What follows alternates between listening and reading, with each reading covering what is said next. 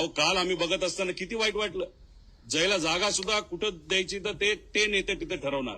कोणीतरी नेता काकींच्या खांद्यावर हात ठेवतो, कोणीतरी ओढतं.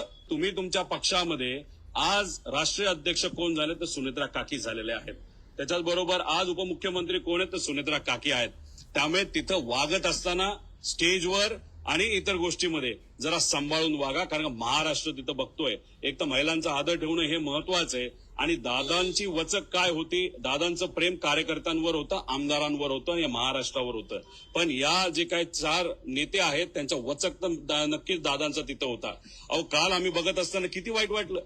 ज्याला जागा सुद्धा कुठं द्यायची तर ते नेते तिथे ठरवणार.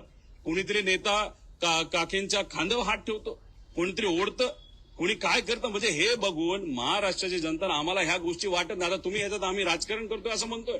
तुम्ही राजकारणाचा मुद्दा काढला म्हणून आता आम्ही भावनिक मुद्दा काढतो. त्यामुळे आमच्या काकींचा जो आदर आहे, कारण काकी मोठ्या नेत्या आहेत, त्या नक्कीच खूप चांगलं काम अजितदादांचं काम सारखं काम करतील असा आम्हाला विश्वास आहे. पण जरा सांभाळून वागा आणि सांभाळून त्या ठिकाणी बोला, एवढंच या ठिकाणी सांगतो.